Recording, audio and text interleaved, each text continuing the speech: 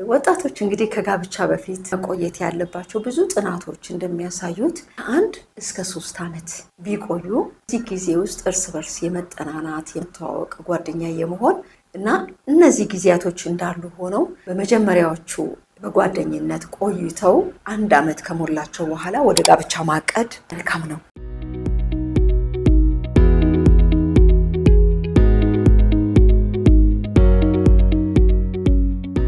ጤና ይስጥልኝ የፕሮግራማችን ተከታታዮች እንደምን ሰነበታችሁ?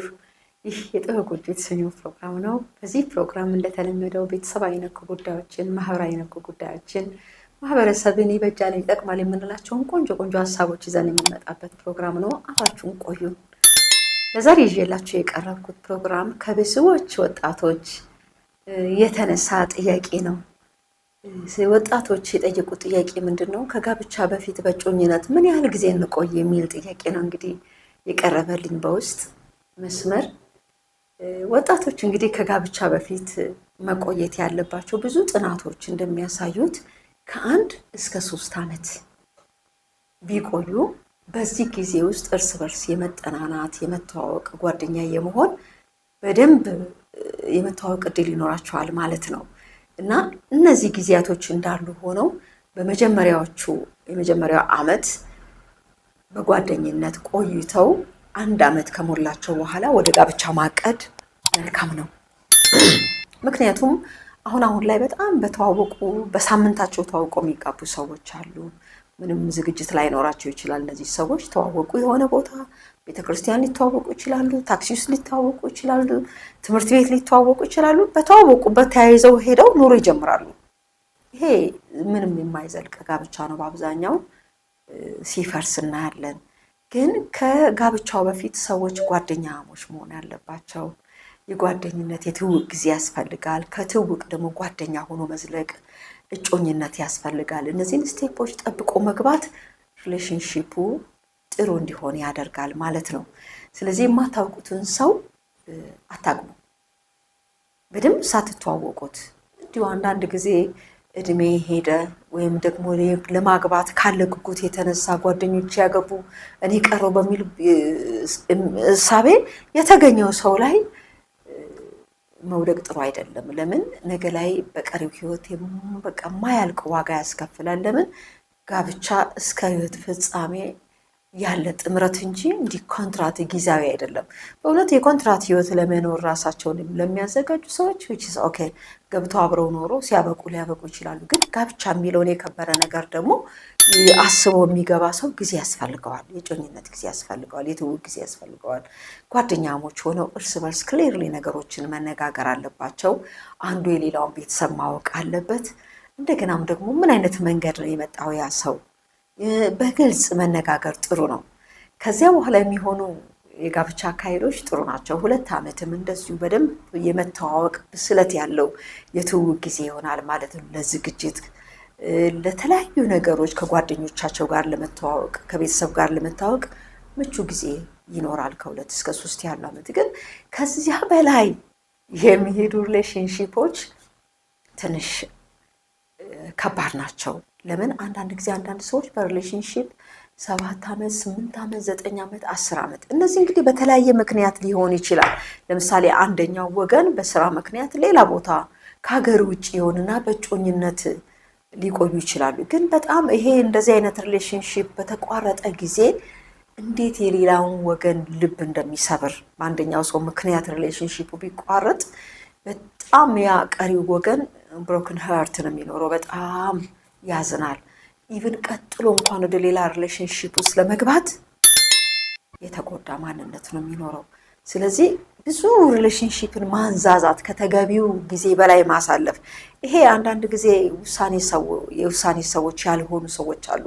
ሁሉም ነገር እኮ አለ፣ አቅም አለ፣ ገንዘብ አለ፣ ምን አለ፣ ግን ዝፍርቅርቅ ይልባቸዋል፣ ለመወሰን ይቸገራሉ። እንደነዚህ አይነት ሰዎች ትዳርም ውስጥ ገብተው አስቸጋሪዎች ናቸው። ስለዚህ የውሳኔ ሰው መሆን አለበት። ጀስት ይሄ ሪሌሽንሺፕ የማያስፈልግ ከሆነ ይቅር፣ የሚቀጥል ደግሞ ከሆነ ጀስት ቶሎ እንፈጽም የሚል ውሳኔ ያስፈልጋል። ወይ እዚህ ጋር ሪሌሽኑን ማቋረጥ አይፈለግም፣ ወደፊት ዝም ብሎ ደግሞ ያለ ውሳኔ መሄድ። እንደዚህ አይነት ጓደኝነት ትልቅ ጉዳት ስላለው በተለይ ሴቶች ደግሞ ከእድሜ ጋር ስለሆነ ጉዞ እንደው ዝም ብላችሁ 7 ዓመት 8 ዓመት 9 ዓመት 10 ዓመት ከዚያም በላይ የምትጠብቁ ሴቶች ስህተት ነው። የራሳችሁን ህይወት የራሳችሁን መስመር መያዝ አለባችሁ። ነገ ላይ ያ ሰው ባለበት ቦታ ሌላ ሪሌሽንሺፕ ቢጀምር ወይም እሷን ባለችበት ቦታ ሌላ ሪሌሽንሺፕ ቢጀምር ይሄኛው ወገን ይጎዳል። ስለዚህ ማክሲመም 3 ዓመት ነው። ከዚያ በላይ እንደው በጣም ይሄ የተለያዩ ምክንያቶች ሰዎቹ ጥሩ ልብ ኖሯቸው ጥሩ ሐሳብ ኖሯቸው እነሱ እየፈለጉ ሁኔታዎች ደግሞ እንዳይቀጥሉ የሚያደርጉ ሁኔታዎች ሊኖሩ ይችላሉ። እነዛን በትዕግስት መፍታት ይቻላል። ስለዚህ ጥሩ ጊዜ እና ምንድነው ያቀረቡልኝ ሐሳብ ደግሞ ምነው የአብርሃም ልጅ ይስሐቅ ርብቃን እኮ ሲያገባት ምንም ጊዜ አልነበራቸውም። የጮኝነት ጊዜ የመተዋወቅ ጊዜ የላቸውም። ጀስት ግን እንደተገናኙ ማች ነው ያደረጉት። እነዚህ እንግዲህ ጥቂት ናቸው። እንደዚህ አይነት አጋጣሚዎች አዎ ይኖራሉ። መንፈሳዊ ሰዎች ናቸው። ሎሌውም ሲሄድ ከእግዚአብሔር ጋር እየተነጋገረ ነበር የሄደው። እንግዲህ መንገዱ ላይ ምን ያህል ጊዜ እንደፈጀበት እኮ አናውቅም። እንደሄደ ላይደርስ ይችላል። እዛም ሄዶ የቆየበት ጊዜ በእርግጥ ርብቃና ይስሐቅ አልተገናኙም። ግን መለኮታዊ የሆነ ጣልቃ ገብነት አንዳንድ በሪሌሽንሺፕ ውስጥ ይኖራል። ከአእምሮ በላይ የሆነ ከሰው እውቀት በላይ የሆነ እንደዚህ አይነት መለኮታዊ ጣልቃ ገብነት ያለበት ሪሌሽንሺፕ እውነት ነው። አሁን ልክ እንግዲህ ስትመጣ ርብቃ ይስሐቅን አይታ ፊቷን ሸፈነችው። እንዴት አወቀችው? ይሄ በመንፈስ መገናኘት ሶልሜት። አንዳንድ ጊዜ ሁሉም በራሱ ቦታ ይኖርና የሆነ ጊዜ ላይ ሲገናኙ ሰዎች ረጅም ዓመት እንደሚተዋወቁ አብረው እንዳደጉ በቃ በጣም ውስጣቸው ማች የሚያደርግ ሰዎች አሉ። በጣም ጥቂት ናቸው እንጂ እንደነዚህ አይነት ሰዎች ረጅም ጊዜ ላይ ፈጅባቸው ይችላል። ማቹር ያደረጉ በያሉበት ስፒሪቹዋሊ ማቹር፣ ሳይኮሎጂካሊ ማቹር፣ ፊዚካሊ ማቹር፣ ኢኮኖሚካሊ ማቹር ያደረጉ በእግዚአብሔር ሕልውና ውስጥ ሆነው እግዚአብሔር ሆይ አንተ ስጠኝ እያሉ የሚጠብቁ እነዚህ ሰዎች የእግዚአብሔር መለኮታዊ ጣልቃ ገብነት በህይወታቸው ስለሚሆን ድንገተኛ ሆነ እነሱ የማይጠብቁት አይነት የእግዚአብሔር እጅ በእነሱ ህይወት ውስጥ ይገለጣል። ይሄ ደግሞ በመንፈሳዊ ህይወት በጣም ጥልቅ የሆነ እውቀት ያስፈልጋል። ከእግዚአብሔር ጋር ጥሩ ፌሎሺፕ ያስፈልጋል። እንደዚህ አይነት ነገሮች እንዲሆኑ ማለት ነው። በይስሐቅና በርብቃ መካከል የሆነው ይሄ ነው።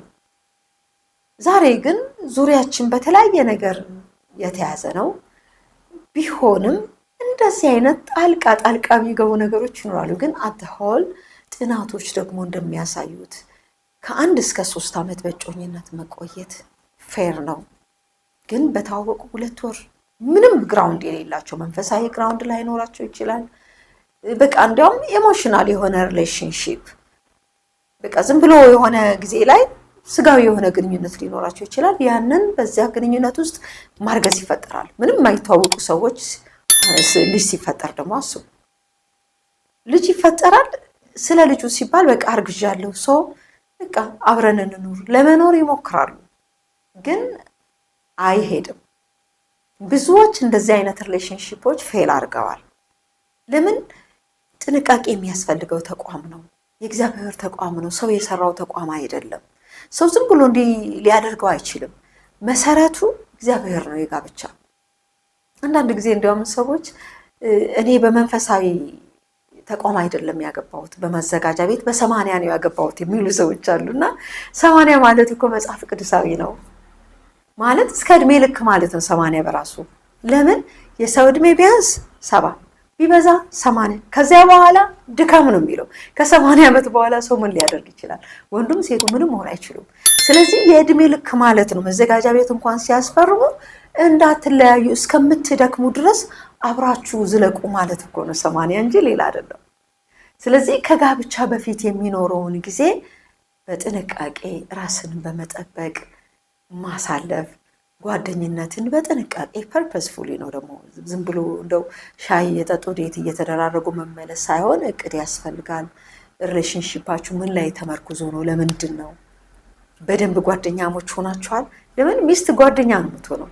የልጅነት ሚስትን ባልንጀራህን ይላል ሚልክያስ ላይ። ሚስት ባልንጀራ ነው የምትሆነው። ከሚስት ውጭ ሌላ ባልንጀራ የምትፈልጉ ሌላ ሴት ባልንጀራ የምትፈልጉ ልክ አይደለም። ሴቷን ብትሆን ባሏ ባልንጀራዋ ነው። ሌላ ወንድ ባልንጀራ የምትፈልጊ ከሆነ ትክክል አይደለም። ቤስት የሆነ ማለት ቤስት ፍሬንድ ሚስት ናት ወይም ባል ነው። ቤስት ፍሬንዳችሁ ሚስታችሁን ባላችሁ አድርጋችሁ ሌላ ቤስት ፍሬንድ ፍለጋ የምትባዝኑ ከሆነ ይሄ ጥሩ አይሆንም እና ወደ ሪሌሽን ሪል ወደ ሆነው ሪሌሽንሺፕ ስትገቡ ቀድሞ የነበራችሁን ነገር ገለል እያደረጋችሁ ማለት ነው። ለምሳሌ ከ3 ከ4 ሴት ጋር የሚያወራ ወይም ከተለያዩ ወንዶች ጋር የምታወሪ ሴት እየቀነስሽ ከዚያ ሰው ጋር ብቻ ለመዝለቅ እውነተኛውን ውሳኔ መወሰን ያስፈልጋል። በእውነተኛ ውሳኔ ውስጥ መቆየት ደግሞ ሪሌሽንሺፓችሁ ጥሩ ካልሆነ ጊዜ መስጠትም አያስፈልግም። የማይታከም የማይድን ሪሌሽንሺፕ ከሆነ ማቆም ነው። አንዳንድ ሪሌሽንሺፖች ታክመው ይድናሉ። አይደለም ትዳርም ታክሞ ይድናል። ግን ቀድሞ ደግሞ እዛ አይነት እንትን ውስጥ ከመግባት ቀድሞ ማየት፣ ቀድሞ መነጋገር እና ጊዜ መውሰድ። አትቸኩሉ፣ በእውነት አትቸኩሉ። በጣም ትቸኩላላችሁ። ፍጥነቱ የሚታየው ፍጥነት ከባድ ነው። በተዋወቁ በ2 ወር መጋባት ወይም በ3 ወር መጋባት፣ በተጋቡ ደግሞ በ2 ወር መፋታት። ተጋብቶ እስከሚፋቱ ድረስ ከተዋወቀው እስከሚፋቱ 5 ወር፣ ከዚህም ደግሞ የፈጠነ ጊዜ አለ። በ3 ወር ጊዜ ውስጥ ተዋውቀው ተጋብተው 3 ወር የተፋቱ አሉ። ኢቭን ቀናትም ላይኖሩ የሚችሉ ደግሞ ይኖራሉ። ስለዚህ እንደዚህ አይነት ነገሮች እንዳይመጡ ጊዜ መውሰዱ ለዚህ ነው የሚጠቅመው። ደግሞ በጣም በግልጽ ጊዜ ስትወስዱ ጊዜ ስለተወሰደ ብቻ ሰው ይተዋወቃል ብሎ ማሰብም ስህተት ነው። ብዙ ሰዎች ብዙ ጊዜ ወስደው በፍጹም ላታውቋቸው ትችላላችሁ። ይሄም ምንድነው? የኮሚኒኬሽን ባሪየር መካከል ውስጥ ካለ በደንብ በግልጽ የማይነጋገር ሰው ዝም ብሎ አመታት ብቻ መቁጠር አያስፈልግም። በጮኝነት ያህል አመት ቆየን ሲሉ ሰዎች ከዚያ በኋላ የሚኖሩት ኑሮ ምን አይነት ኑሮ ነው?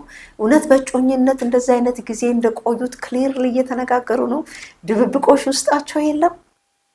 ስለዚህ በጊዜ ነው ይሄ ሁሉ መታወቅ ያለበት በጊዜ ስለሆነ ከጋብቻ በፊት የምትወስዷቸው ጊዜዎች ኮመን የሚታወቀው ጊዜ ከ1 እስከ 3 አመት ነው። መታገስ ያስፈልጋል ማለት ነው። አትሩጡ፣ አትቸኩሉ፣ የትም አይሄድም። አሁን ከፊታችን ሰርግ አለ። አንዳንዶቹ ለምሳሌ ሰርግ ላይ ተዋውቀው ሚያዚያ ነው ሰኔ ላይ እንዲጋቡ የሚዘጋጁ ሰዎች እንደዚሁ አይጠፉም። ደግሞ መስከረም ላይ ይፋታሉ። ይሄ እንዳይሆን ጊዜ ወስዳችሁ በመሃል በዚህ በሪሌሽንሺፕ ውስጥ መጋጨት አለ። ግጭትን መፍታትን ለማመዳላችሁ። መኮራረፍ አለ። አንደኛው የሌላውን ስሜት እንዴት ሂል እንደሚያደርግ እንዴት እንደሚያድነው የምትለማመዱበት ቦታ ነው። እንደገና አንዳንድ ጊዜ ኮሚኒኬሽናችሁን የምታሳድጉበት ቦታ ነው። ተግባቦታችሁን እንዴት በዛ በተሰጣችሁ ጊዜ ውስጥ ታሳድጋላችሁ። በግልጽ ትነጋገራላችሁ። እናንተ መካከል ምንም ውሸት፣ ምንም ድብብቆች ሳይኖር ነው የምትሄዱት። እነዚህ ነገሮች ጥሩ ናቸው። በጣም በጣም ጥሩ ስለሆኑ ከ1 እስከ 3 አመት መውሰድ፣ በተለይ 1 አመት ጥሩ ነው። በዚያ ውስጥ በደንብ ትተዋወቃላችሁ። ግን ግልጽ ሁኑ። ውሸት የሆነ ነገር ይዛችሁ ወደ ትዳር አትግቡ። ለምን? ውሸት ባለቤት ስላለው ያድጋል፣ ሪሌሽንሺፕንም ያበላሻል። በእውነት ላይ ግን የጸና ሪሌሽንሺፕ ሁሉ ጊዜ ውበቱ እየጨመረ ነው የሚሄደው።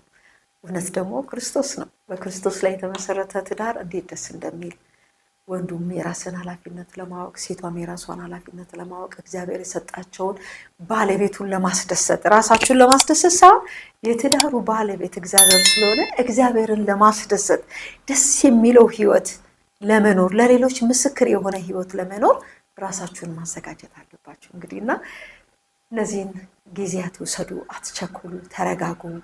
እርጋታ ያስፈልገዋል፣ ማስተዋል ያስፈልገዋል፣ እውቀት ያስፈልገዋል፣ ጥበብ ያስፈልገዋል። ለምን? እነዚህን ይዞ በእነዚህ የታከለ ሪሌሽንሺፕ እያደገ ነው። መጀመሪያ ወደ ታች ነው ስር የሚሰደው፣ ከዚያ በኋላ ነው ወደ ላይ መብቀል የሚጀምረውና የእጮኝነት ጊዜ ስር የሚሰድበት ጊዜ ስሩ ነው። የላዩ ነገር አይታይም። በእጮኝነት ስር ነው የሚሰደው እና ስር እየሰደዳችሁ በእውቀት በጥበብ በማስተዋል እንድታድጉ ሪሌሽንሺፓችሁ በቃ እግዚአብሔርን ደስ የሚያሰኝ ሰዎችንም ደስ የሚያሰኝ ሰዎች ሲያዩአቸው እነዚህ የተባረኩ ልጆች እግዚአብሔር ለዚህ ያበቃችሁ ብሎ እግዚአብሔርን ያከብሩ ዘንድ በእናንተ ምክንያት እግዚአብሔር ይከበር ዘንድ ጥሩ የተቀደሰ ጊዜ በእጮኝነታችሁ እንድታሳልፉ በጭኝት ጊዜ እንዳትባልጉ፣ መጥፎ ነው። ለምን መለያየት በመጣ ጊዜ አንደኛው ወገን ክብሩን ያጣው ወገን ይጎዳል። ስለዚህ በንጽህና ራሳችሁን በመጠበቅ የጭኝነት ጊዜያችሁን አሳልፉ።